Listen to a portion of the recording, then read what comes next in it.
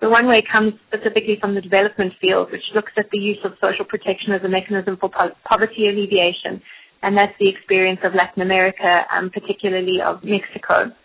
And the other literature comes from more of a psychology background, where there's the use of contingency management, which has been particularly used for substance abuse and weight management.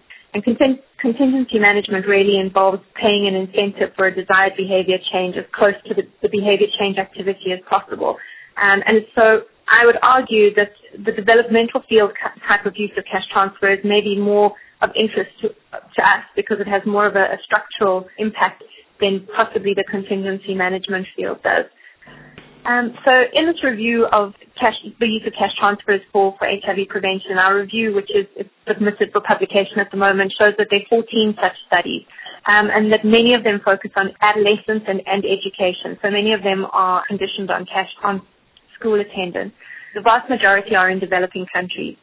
Interestingly, in a sort of more behavioral field and rather than a clinical field, the majority of them are randomized controlled trials. And 4 of these 14 have HIV as an endpoint. And those 4 are the trial that we're currently doing in South Africa, another trial that's currently being run by Caprisa, also in South Africa, the Zomba trial that was done in Malawi, which I'll talk a little bit more about, and then another trial by the World Bank that has looked at these issues in Malawi as well. And that was a study that paid incentives to men and women to maintain their HIV negative status for a year.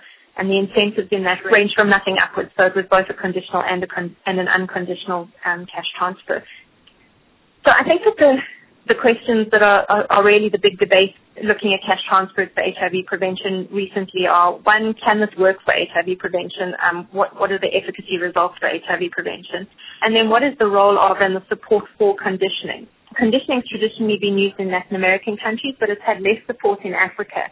And over the last few years, we've seen this changing as many African countries look at implementing conditioning into some of their social protection mechanisms, and then look at mechanisms that are specifically directed for HIV prevention and not just as social protections across the population.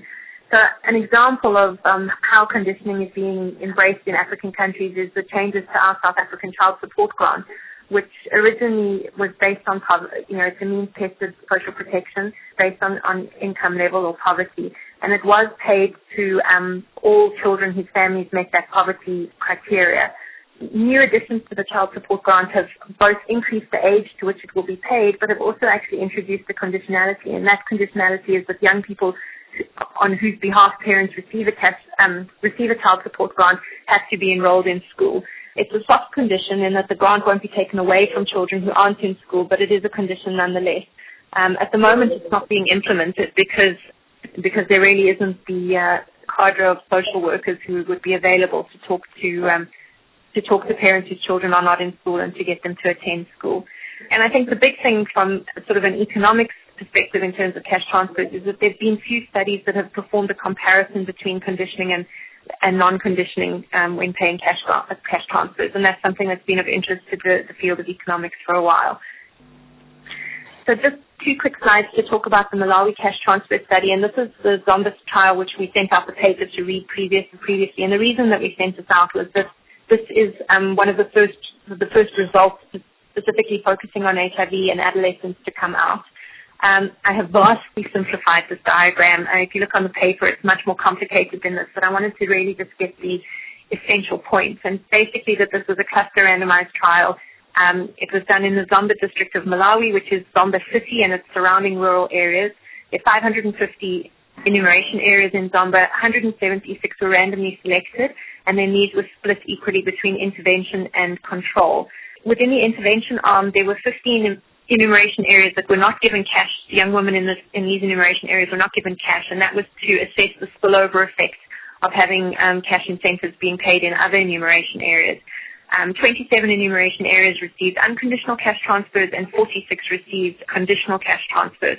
and the intervention was targeted at 13 to 22-year-old, never married young women.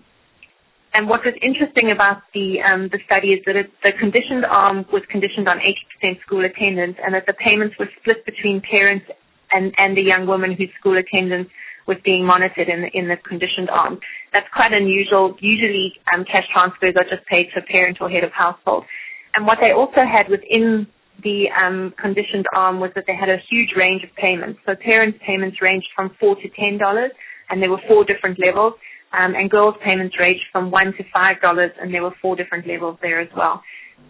So I think the important findings that have come out of Zomba, and you've got the paper to read more closely, was that the study definitely showed an impact. So it had an impact on the frequency of intercourse and partner age and school enrollment at their 12-month follow-up.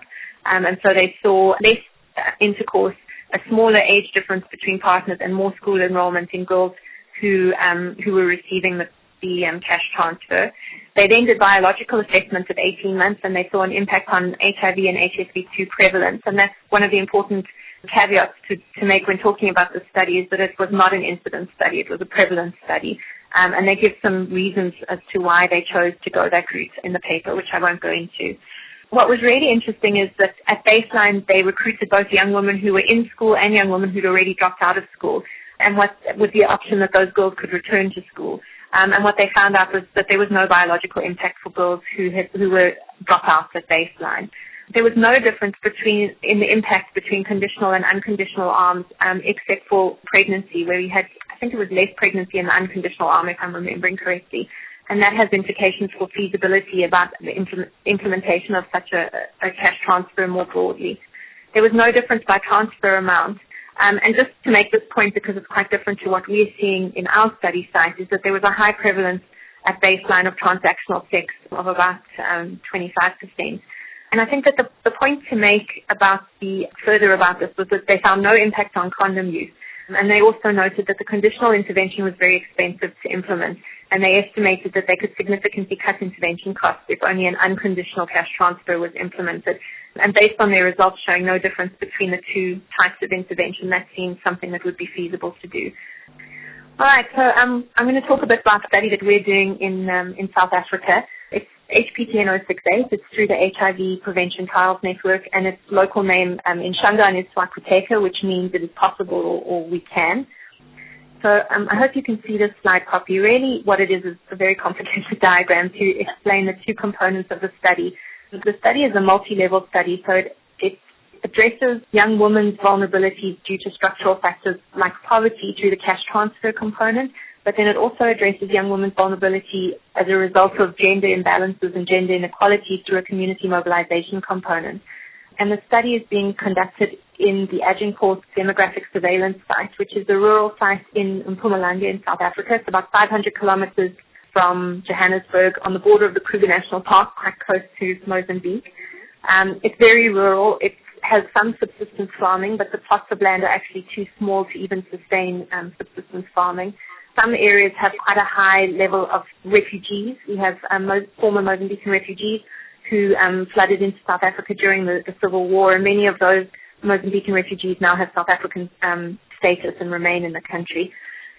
So the Demographic Surveillance Site conducts an annual census, which is done with household heads every year, and we use this as our sampling frame. Just to talk through it really quickly, the top section talks about the community mobilization component, and that is a survey that we do twice, once at the beginning of the intervention and once at the end of the intervention in 3 years' time. And it's a sample of 18 to 36-year-olds. What looks like here that households are randomized is actually incorrect. It's villages are randomized. So we have 22 villages in the DSS site. 11 are randomized to receive the intervention and 11 are not. We do a cross-sectional survey across all the villages and then implement community mobilization activities. And these are being done in partnership with Sonke Gender Justice, which is a local NGO with a lot of experience in working on men's issues and particularly on gender. And we will then do a final survey at 36 months. And really the focus is on gender equity. So our outcome measure is the Gender Equitable Men's Scale for this component of the study. Then at the bottom of the slide is the cash transfer. So again, we use the DSS as a sample frame. We identify young women and we randomize, this is individual randomization rather than a cluster randomization for women. We conduct a baseline survey with the young women and with their parents, and we collect blood samples for HIV and HSV-2. And we then follow these young women and parent pairs up for a further 3 data collection points at 12, 24, and 36 months. We do the same survey each time, specimen collection at each time, and the intervention girls are paid a cash transfer over those 3 years. It's based on 80% school attendance. The young woman received 100 Rand and the parent guardian received 200 Rand. At the same time, we also have a large qualitative data collection component which follows young women and their households as case studies, and we do repeat twice annual interviews with those young women and their households, really to try and look at any negative consequences of being involved in the study, to look at changes in social dynamics, and to look at how those changes might be related to changing power structures because of money. So changing social dynamics between girls and their families, between girls and their communities, girls who receive the intervention, girls who do not, and then particularly girls and their sexual partners, to see if there's an impact there. So the primary objective is to determine whether young women who are randomized to receive the cash transfers, conditional on school attendance, have a lower incidence of HIV infection at the end of the 3 years intervention compared to young women who are not randomized to receive the cash transfer. We then have 4 secondary objectives. So it's to look at the impact of the community mobilization and to see whether young people who are randomized to receive, whose villages are randomized to receive the mobilization intervention, demonstrate positive changes in gender norms compared to young people in villages that do not receive the intervention. And then going back to the cash transfer, as we've looked at HIV incidence between girls receiving the cash transfer and girls not receiving the transfer, we'll also look at HSV-2 incidence. Then the third secondary objective is to have a look and see if the girls who receive the cash transfer and who are also living in villages that receive the mobilization intervention, whether they have lower incidence of HIV and HSV-2 over time compared to young women who receive the cash transfer alone. And our power is less good for this objective than it is for the others. So it'll be interesting to see what we're able to find out for this objective. And then finally, to look at a range of sexual behavior variables as outcomes as well, comparing obviously girls receiving the cash transfer and girls not receiving the cash transfer. So particularly amount of unprotected sex, younger male partners, an older age of coital debut, and lower incidence of self-reported pregnancy. And then obviously we're predicting that there'll be greater school attendance in the cash transfer arm. So the project started, we've been going for about 3 years, well, 2.5 years. So this is just some of the preparation work that we've done. We had some funding from the Royal Netherlands Embassy, who funds the WRHI more broadly for some other activities. So we held 2 workshops to meet with cash transfer and intervention and evaluation experts, really to talk about experiences from other countries, both the implementation of cash transfer programs, but also the evaluation of those programs. And those were very useful in thinking through how we would operationalize what at that point was an R01 grant and how we would turn that into the actual work in the field. And we did some formative work in Agincourt looking at schooling, pregnancy, and HIV among young women. So it was qualitative work, speaking to young girls who dropped out of school and to educators really about the educational situation in Agincourt, why young girls dropped out of school, what the barriers were to school attendance. And there's a lot of background literature around that in South Africa. I didn't include here just because we haven't got time, but I'm happy to talk about that. Then in early 2010, we did a 2-month pilot of the evaluation and intervention activities, and that has been submitted to qualitative health research. So basically, we used the DSS as our sample platform. We set ourselves a 2-week time span to recruit up to 40 young women. We didn't recruit all of them. We recruited 29. And that was a learning curve for us in terms of how we would manage that recruitment process. We then collected school attendance data for 2 months. We conducted our sort of pre and post evaluations, but we also did a range of qualitative and semi-structured data collection with parents and with young women, young men in the same school, and teachers at the school to try and just assess feasibility and acceptability. And in general, we found that the intervention was feasible and acceptable in the community. We also pilot tested 3 different methods for collecting school attendance. We used the regular school attendance rosters that are collected every day. We provided our own roster that was collected by teachers, and then we also tried to use the biometric fingerprint system to monitor attendance.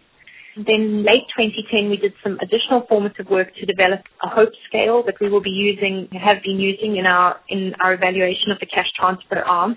So really based on the literature that's talking about hope and having future aspirations being important for adolescent HIV prevention. And we have a PhD student from UNC, Laurie Abler, who's developed that hope scale. I can talk a bit more about that. It's basically constructed with 3 domains, and we're in the process of looking at the data from our baseline to really assess how well it's worked. And then we also worked on developing some community mobilization measures, and so we did a whole lot of formative work with communities, talking about what might be the main domains that we would include in a measure of community mobilization, recognizing that so many measures of mobilization really focus on the individual and less on the community, and to try and rectify that. So the study procedures are that using the demographic surveillance site as data as the sampling frame, we identify girls between 13 and 20 who are in school. During the week, we visit their homes and we conduct parental consent, and we complete a household questionnaire using computer-assisted personal interviews. So our field workers go out with little laptops and they enter the data directly into the computer. And then they also complete young woman's assent for the young girls who are under 18. And we then make an appointment for the girl to come to a weekend camp that weekend, which were originally held at schools, local village schools, but DOE has put a moratorium on HIV testing in schools, and so they're now done in our offices, and we transport girls to our offices. And we can flip through these. This is just a picture of our field team out in the field collecting data and working on field worker binders before they go out. They have all the information that they use when they visit each of the households. So once girls come to a weekend camp, these are held on Saturday and Sunday. The word camp implies that they spend the night. They don't. They either come on the Saturday or they come on the Sunday. They go through a range of what we call stations. They come to a welcome station where we check them in. We confirm that we have their consent. We confirm that they've given permission to have a photo taken for identification purposes going forward in the trial.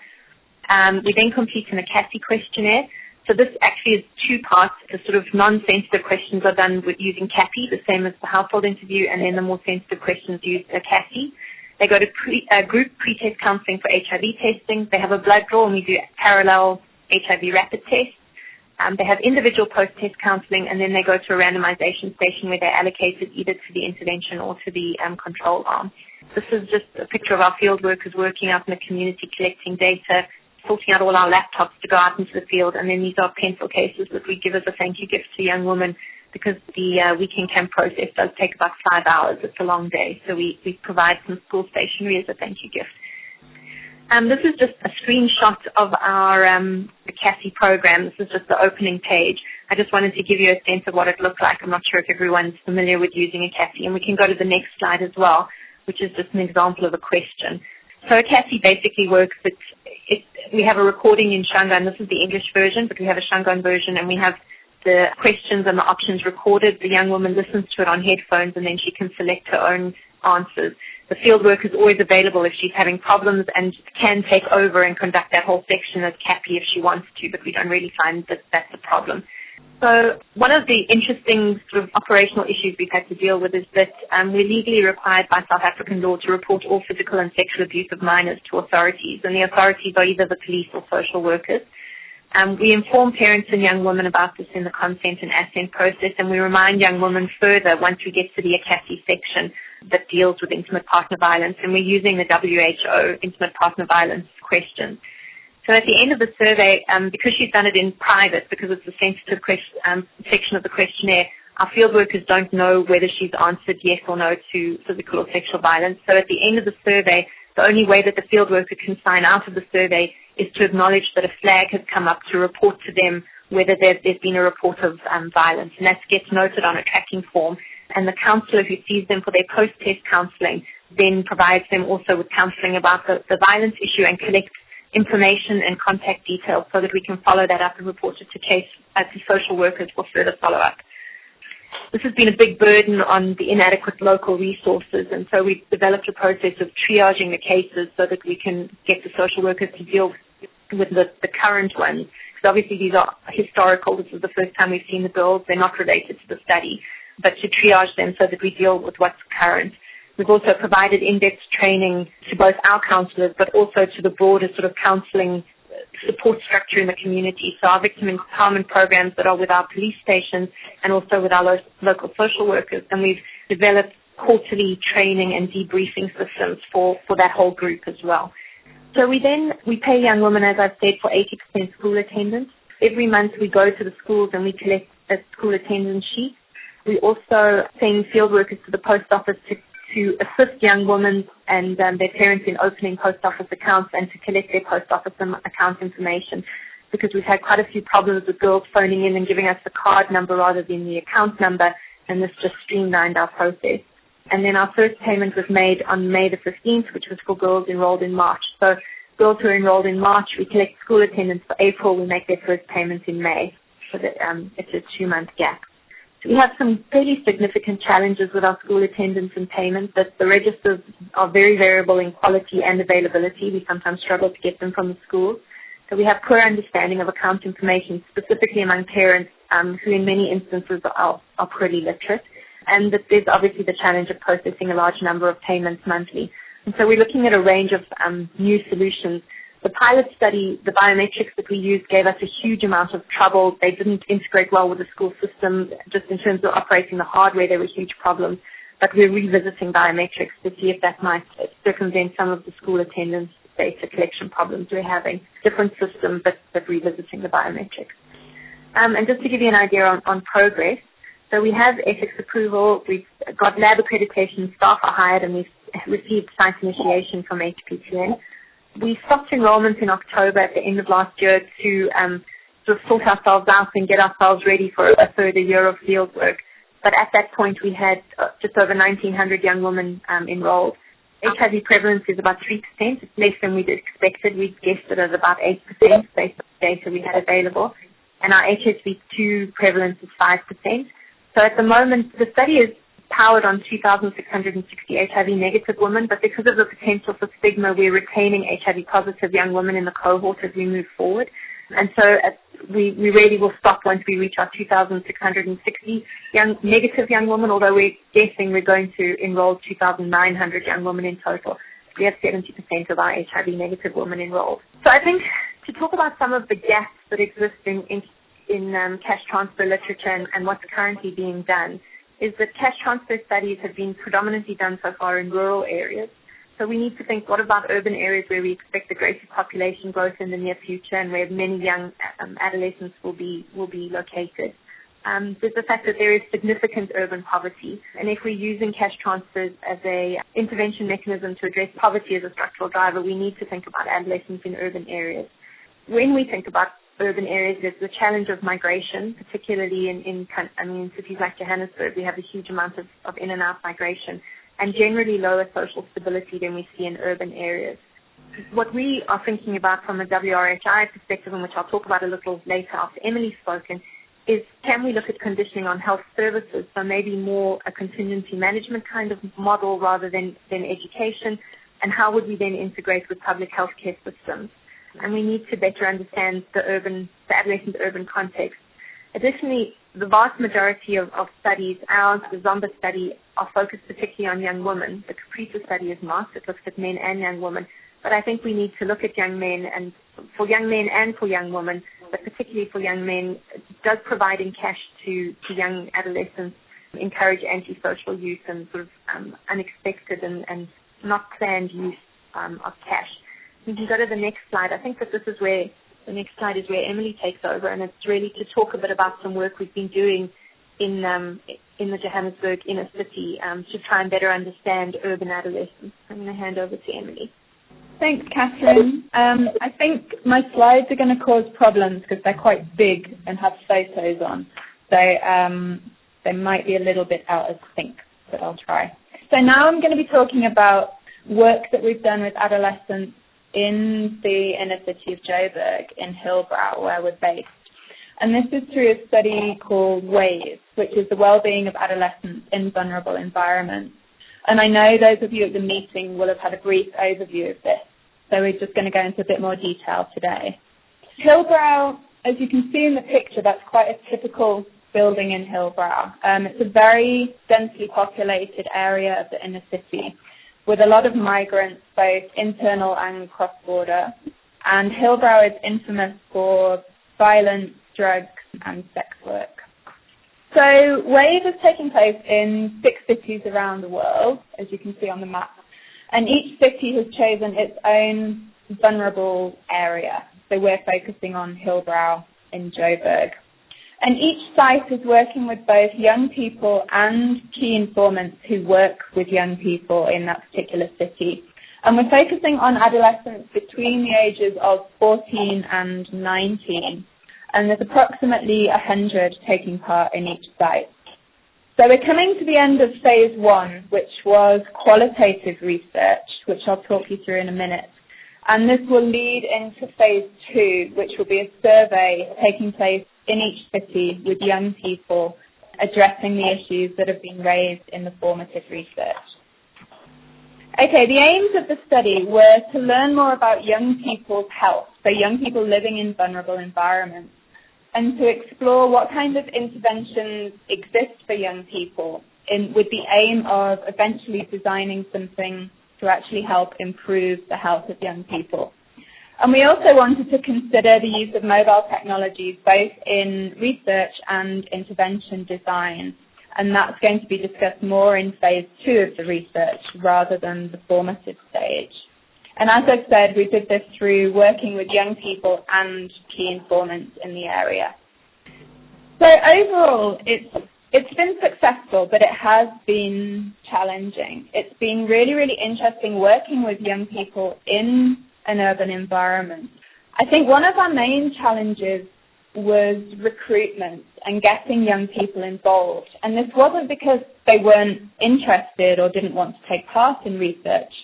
It was mostly because of the other commitments they had in terms of time. We were finding out that these adolescent caregivers themselves, they're at school, then they have after-school activities, they're looking after their siblings, they're doing the housework, so they don't actually have time to take part in research. And another challenge that we had was getting informed consent from a parent or guardian in the case of under 18s, because many of these young people didn't live with a guardian. But we did find that word of mouth was successful and young people were talking about research and were engaging their friends wherever possible.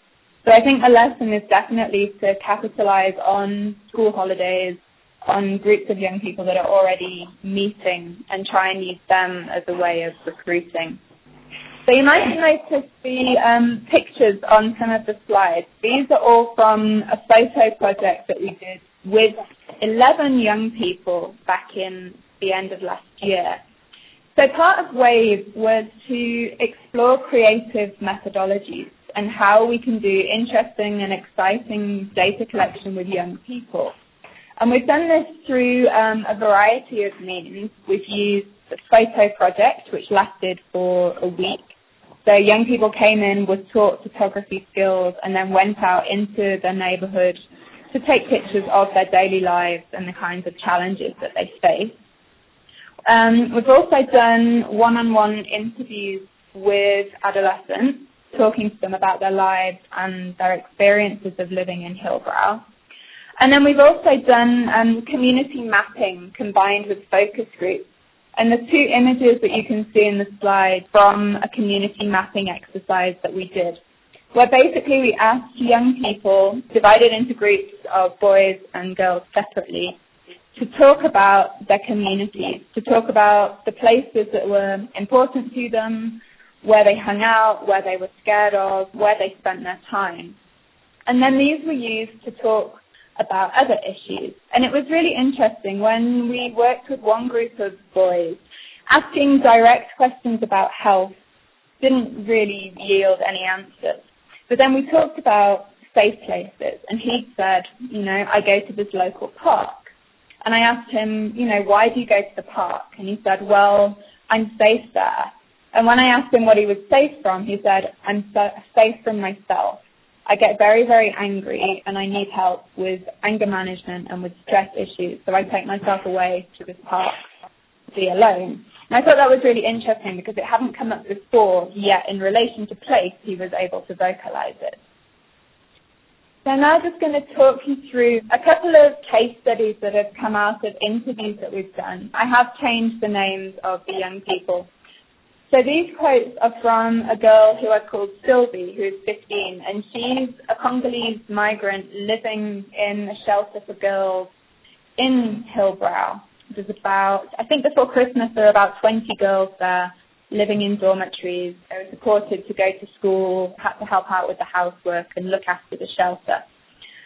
And Sylvie, she had a very difficult upbringing. She doesn't have much contact with her family, which is how she ended up in the shelter. But she's very, very optimistic about the future. And she kept talking about education and the importance of going to school. And she, when she talked about health, saw it in relation to her environment. She knew that she didn't like the environment that she lived in and that it wasn't conducive to being healthy, and wanted to go to school, wanted to get a good education and a job to be able to escape from it.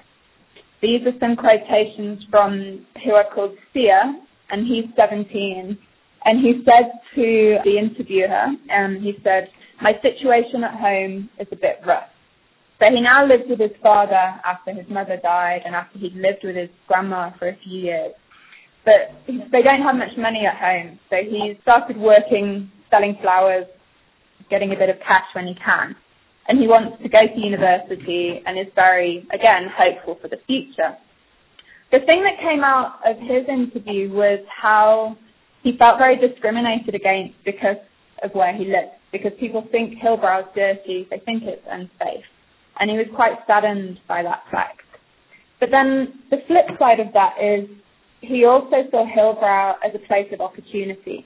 Because of all the people that are coming in and out, because of the kind of entrepreneurial spirit, he also saw it as a place where if he stayed, something would come along. He'd be able to get some cash somehow. So this is just a summary of some of the priorities that adolescents mentioned, and notably, their priorities weren't their health. It was about the safety of their community, both the household and the wider community. They were concerned about education and employment, about getting to school, and just the kind of general violence that went on in their neighbourhood. And this slide just looks at what are the factors coming out of the interviews, of the mapping, of the photos, factors that make young people vulnerable. And in each city, in the 6 cities, different things are coming up, but there is a kind of overwhelming feeling that poverty plays a large factor. So other issues that have been mentioned by young people and the key informants working with them in Hillbrow are food insecurity, the crime and violence that I've mentioned, poor housing conditions, living in these high-rise buildings. Another big point that comes out when they talk about their families is a lack of positive adult role models. There aren't really people around to offer them guidance, and lack of support is stressed quite a lot in most of the interviews, and lack of help in knowing how to go to university, how to further your career and your education. And then this daily discrimination through living in a very unhealthy environment. So just to summarize, we found that urban poverty is linked to food insecurity, linked to this absence of a stable family and role models around. And these drive crime and substance misuse and transactional sex, which of course is also linked to HIV, AIDS, and STIs. And poverty is the strong underlying structural driver of this.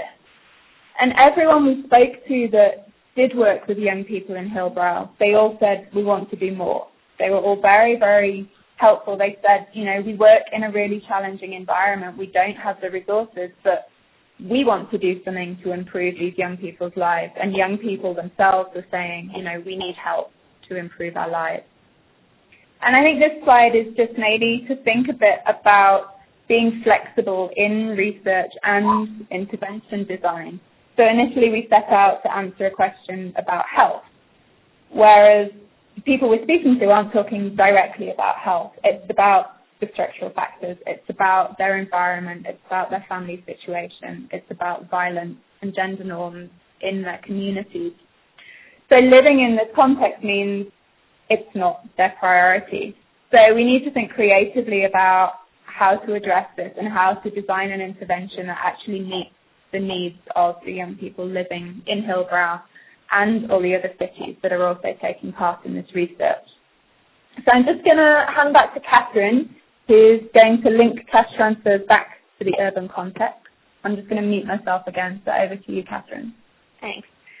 So based on the work that we've been doing in Mpumalanga in this rural setting, and then based off of the work that Emilie's been involved in looking at vulnerabilities of urban youth, we have a new project that is really in its initial phases. We're in the process of waiting for ethics approval to begin.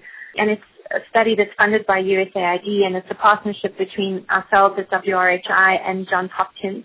Sinead Delaney-Marekwe from WRHI is one of the PIs, and then Hina Brambach from Hopkins is the other PI. And just to give some sort of background, was that based on the SANAC recommendations in South Africa, we need to understand the extent to which poverty and income inequalities facilitate HIV risk behavior. And we've seen from some of the more formative work that Emilie's done and other work from a long association with the Hillbrow inner city, that poverty definitely does have impacts on health. And so we wanted to look at whether economic vulnerability acts as a barrier to accessing health services in young people.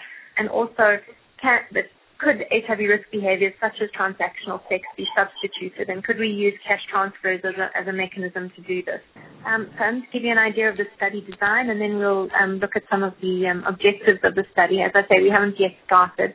The study is divided into 3 phases. The first phase is a cross-sectional survey of 600 school-based and 400 out-of-school youth aged between 16 and 24 years. The 600 school-based youth will be recruited from through the schools in the inner city. This is a model that we've used for some other work that we've done looking at sort of acceptability and feasibility of the HPV vaccine introduction into the public health sector in South Africa.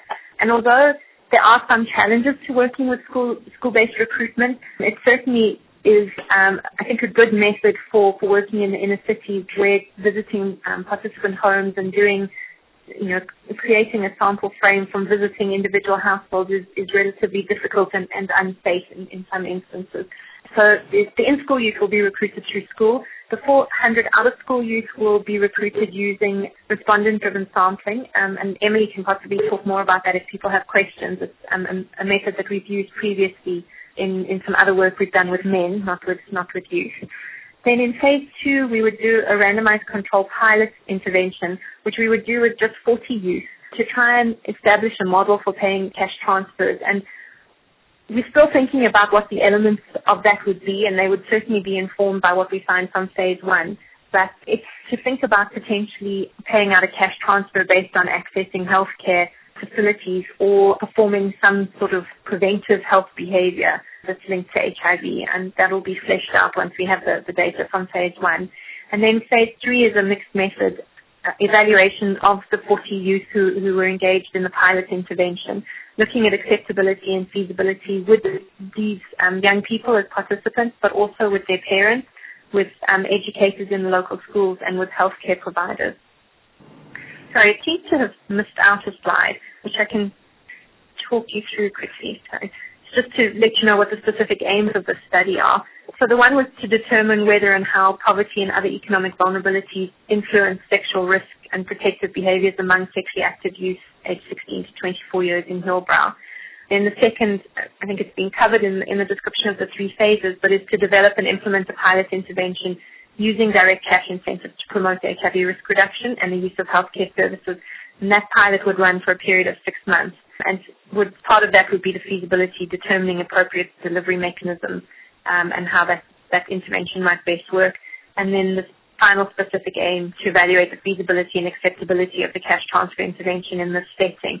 And particularly, we're interested in looking at the potential for unintended or negative consequences of the program. So in an urban context, giving young people access to cash, which they might otherwise not have, does that have negative consequences for their health? I think both in terms of HIV risk, but in terms of other risks as well, breakdown of family relationships, increased potential for violence from sexual partners, those sorts of issues. Then if we could just go to the last slide, which I think we're on already. I just wanted to just acknowledge some of the people that we work with at WRHI, but also in other institutions more broadly who've been involved in this work. And then at the bottom 5, just some of the funders who've been involved in funding the research that we've been presenting on here.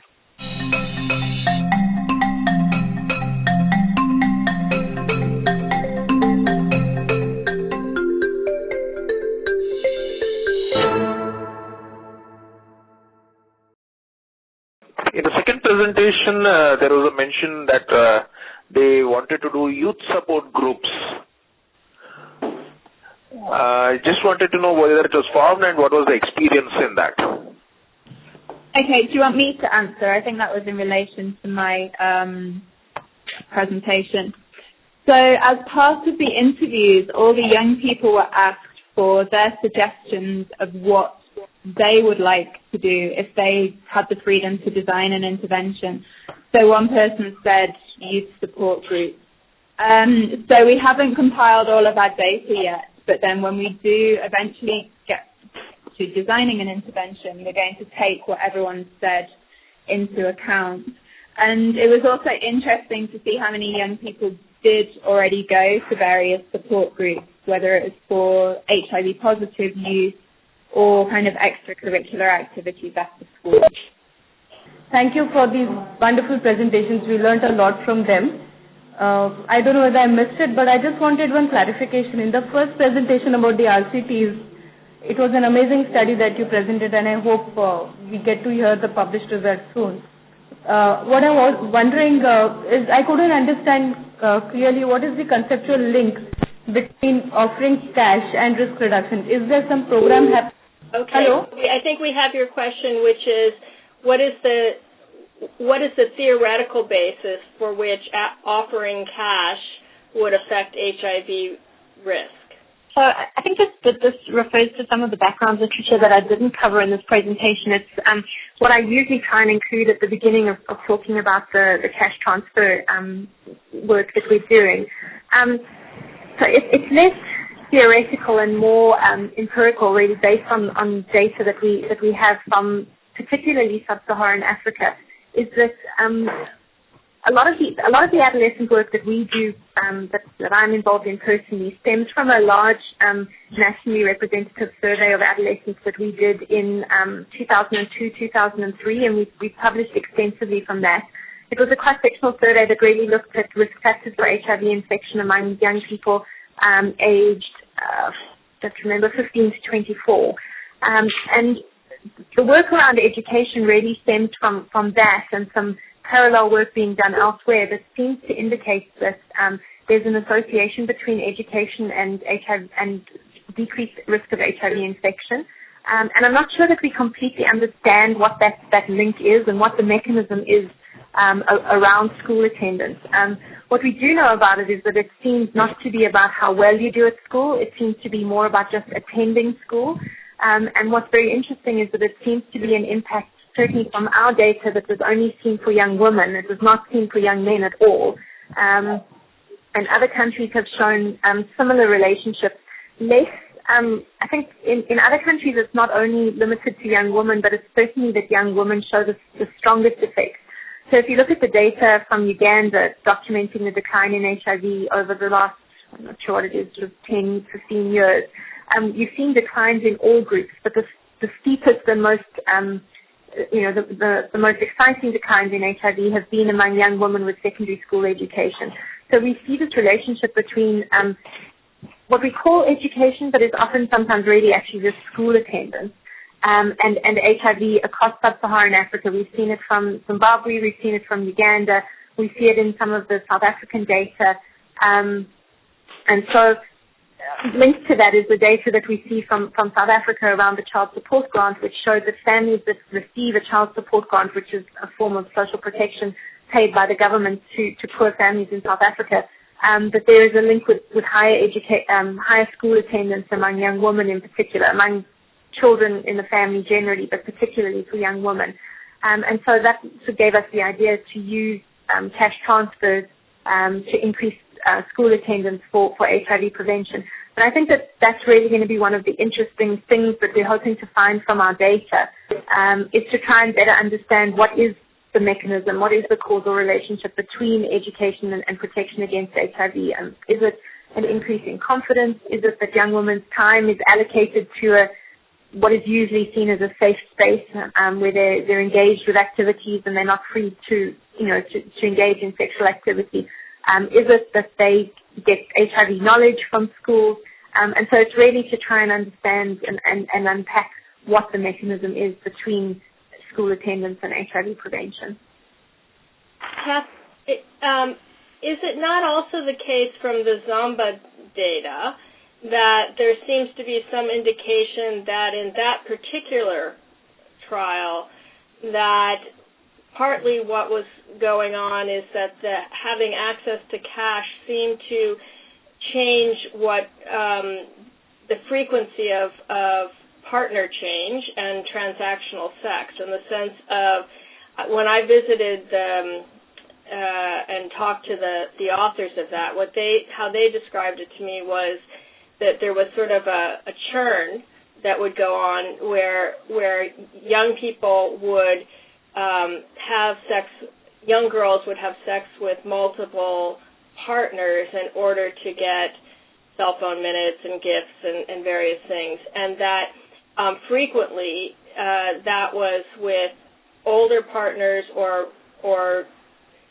sequential partners, but that once they had the cash, it went back to more of a kind of traditional boyfriend-girlfriend relationship with a peer age mate, and that the relationships seemed to be longer and less turnover. Is that reading as well?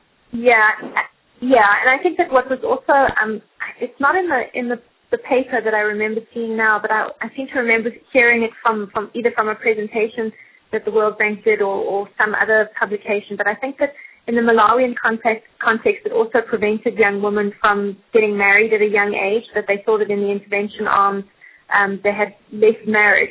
I think I highlighted in my slide about Zomba the fact that they have at baseline they had 25% prevalence reported of transactional sex as an interesting point, because I think it's going to be interesting to see what we get from our data.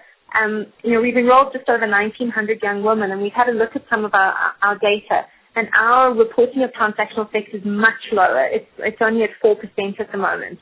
And so it's going to be interesting to see whether we have similar changes, and whether over time we see differences in transactional sex reporting. Because, of course, we're using ACASI to try and overcome any social desirability bias and any constraints young women might feel about reporting transactional sex. But it'll be interesting to see if those rates go down from the 4% or if we actually see an increase because of comfort with the research process and then a decrease later. And obviously the case studies that we're doing, we're interested. We've oversampled in the case studies to get girls who are sexually active and to try and who've reported of being sexually active at baseline, and also who report transactional sex, so that we can try and understand that a bit more as well. Okay, well, we have a question that was sent by chat from Frida Bear, and she asks, does the requirement to report violence and abuse to authorities have a negative effect, in your opinion, on stopping people from answering honestly in the case of fallout of some kind? Yeah, so, I mean, it's hard to assess because obviously we don't know when people answer untruthfully. I don't believe that it does, because we have, I think, and I don't have the numbers at the top of my head, but we have had, it's not that we have few reports of sexual and physical abuse. We have a lot of reports, which just, I think, reflect the sort of general levels of violence in South African society, and particularly against women. But I think that for many of these young women, they have not really had access to resources to assist them. And so in some ways that acts actually as an incentive to report. I guess, I mean, there definitely is the potential that people are not willing to report any violence because they know that it's going to be reported, and we do remind people. But I'm trying to just think of the data that we've looked at so far. I don't believe that we have a very high refusal rate for those questions. It's something I can check, but I don't believe we do at the moment. Yeah, and maybe just to add on from that with WAVE, for young women in particular, actually taking part in research and being able to talk to someone and knowing that they could be referred for help it's a very cathartic process for them, because as Catherine says, they haven't often accessed resources. And obviously that is tricky to negotiate, because we're there as researchers, not as counsellors, but it's the reason that they want to take part, to be able to talk about issues that are important to them. Yes, thank you very much for your presentations. They're very interesting. What I'm interested in particularly is the use of money to change behaviour, and this understanding of transactional sex. I know you've probably sort of half answered my question, because you said you want to look more into detail as to how transactional sex actually works. But my question is, how can it be just about money? Because there's very much a cultural expectation, and it's a very gendered aspect of relationships. From a girl's point of view, there's an expectation that a boy will provide, and there's an emphasis on what they will provide.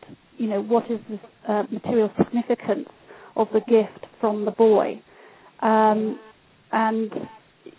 it isn't just that. I know that you have detailed and great about the issues, poverty, that these young people are actually experiencing. But what I'm interested in is, how do you overcome the cultural aspects of money and transactional sex, and how very gendered it is? Yeah, I mean, I think that's an interesting point. I mean, I think what we've tried to do in measuring transactional sex is not just to focus on cash, so to try and understand it more broadly around gift giving and assistance, and not. I think when you talk about transactional sex just as giving money, you often lose some of the nuances. So we're doing that, but I'm hoping that the qualitative case studies will try and give us some more information that might be more of a starting point for thinking about something.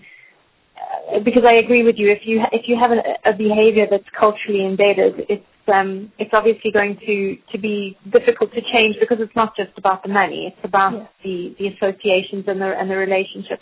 So, I mean, to be honest, I don't think I have an answer at the moment, but it's something that we're hoping that the case studies will give us, is some more information around that. My experience with qualitative work in South Africa around transactional sex, or certainly the work I've done, is that we haven't got to that sort of nuanced understanding of what transactional sex means to young women. And so I think it's something I'd be interested to explore more, to try and understand that element of it. I got a note from Joyce Wamoyi, who is in Tanzania. And Joyce, do you want to comment on this? Because you've done a lot of work on qualitative work on this topic. Which are on the nuances around transactional sex among young women? Yes, or just, I mean, you sent me this comment. You can make it directly. Yeah, this is a different question, of course, a different comment from the one the speaker has just commented on. But I've actually been getting lots of questions from colleagues, especially epidemiological ones. And the main issue, the main discussion has been on this aspect of transaction and sex actually driving the epidemic among young women. So the question that is constantly coming up: what is the evidence? What is the linkage? Would there be other much more important factors than actually just transactional sex? So I was just wondering, what are people's thoughts on this, and also if there's anyone who is aware of a systematic review that has actually been done on this link. So I don't know if people were able to hear that, because it was a little bit difficult, but Joyce was saying that some of her colleagues have raised the question about what is the degree of evidence that we have that transactional sex is a driver of HIV infection amongst adolescent young women. And I don't know if, I'm other than the study that you presented from Zomba, are you aware of other pieces of work that have suggested that? Obviously there's qualitative work that I think has suggested it, at least one of the drivers. Well, I can speak from our perspective, having done the national survey that we did of adolescents, we did not find a relationship between transactional sex and HIV in that. But it was a survey, and I think it's we know that reporting of transactional sex and intimate partner violence is better, or you get the higher prevalence through qualitative methods. This is a quantitative survey. And to be honest, we had much the same prevalence as we're seeing in the baseline of young women here. I can't remember the exact figure, but it was around, I can't remember if it was 3 or 5%, but it was actually very low. And in that survey, we also used a sort of expanded question. It wasn't just about money, it was about gifts and assistance with school fees and school uniform and things like that. So my personal research with data that I have access to from my research has not actually shown a link. But I know that that's not the case, universally, obviously. I think it's an open question. In some settings it seems like more important than other settings, and in any setting it would have to be established to what degree, it seems linked or not. Yeah. I also have a question from Paranita about, she was interested in the community mobilization measurement tools and whether that's something that could be shared more broadly with the group. So I think it's something that we're working on with some colleagues from UCSF. And so we could certainly talk about sharing it. I don't want to do it on my own just because I feel like Sherry Lipman, who's at UCSF, has really done a lot of the work around that. Just to give you basically an idea of what it consists of, it's 8 domains.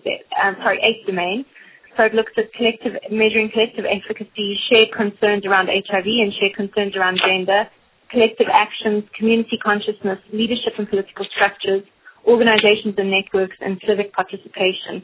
And so we did a range of formative qualitative question interviews to develop the questionnaires, to develop the questions. They've been tested in a sort of small sample of 100 community members, and will now have their sort of first proper analysis once we do our first run of the community mobilization survey, which will be finished in about April. So it's still, under development, but I can certainly put people in touch with Sherry if they're interested in looking at it more. One thing that occurs to me is that I know, for example, that in India, one of the areas of that they have chosen to focus on through STRIVE is the role of community mobilization to the effectiveness of different HIV outcomes. So it might be an opportunity to cross-validate, some of this in a number of other settings. So perhaps we could pursue. Yeah. Yeah. Okay. I do think, unless we have any additional questions, I think we should probably let people go. We have one additional question here. So why don't we go ahead? Thanks. Sorry. Thanks for the presentation. I had a question about the conditionality. My understanding that the Zomba trial was not powered to actually detect effects of conditionality. And I was wondering that if you're looking at these causal pathways, to what extent you'll be able to look at the cash effect on the one hand and the school attendance effect on the other hand in the South Africa trial. You're speaking to the wrong person on the study. So we are going to just think this through. So the question was whether we'd be able to look at I mean, I think probably what part of the problem is why people are so interested in doing studies that are have both a conditional arm and an unconditional arm is really to try and understand that, whether it is the school attendance that makes the difference or whether it's basically just the money. And Zomba's the outcome from Zomba is that they feel it's about the money, less about school attendance. And I guess we'll be able to try and unpack that in some ways if we don't see a difference in school attendance between our intervention and our control arm. I think that might be a scenario in which we might be able to unpack that further. If we see the same school attendance despite paying money, paying a cash transfer for school attendance, then that would, and we see a difference in HIV, that would then allow us to try and unpack more that maybe it is the money rather than the school attendance that's part of the causal pathway. I mean, it would have been really nice to power the study so that we could have a conditional and unconditional arm, and we certainly talked about it, but the size of the study to power it for HIV incidence means that we're really at the threshold of the girl adolescent population in this community, and we just didn't have the numbers to do that. Okay, I think we have one final question from Nasula. Hey, Rory. Hi, how are you? Hi, I'm fine. So I don't have, it's not a specific question, but it's just a general questions about case transfer interventions. And this comes on the angle that if we want to use them to influence policy changes, most of the time people ask about issues of sustainability and dependency. And I'm just curious of how well prepared are we, and do we have a plan, another plan, if we want to use them to use them as interventions, if at all they are working, which I know they are. How do we have enough funds to have them sustainable, or are we going to use other interventions to back them up? So, Catherine, did you get that? I think it's dependency. Yeah. And then also, I'd be interested in just, have you gotten any criticisms around just the ethics of this? Because I know,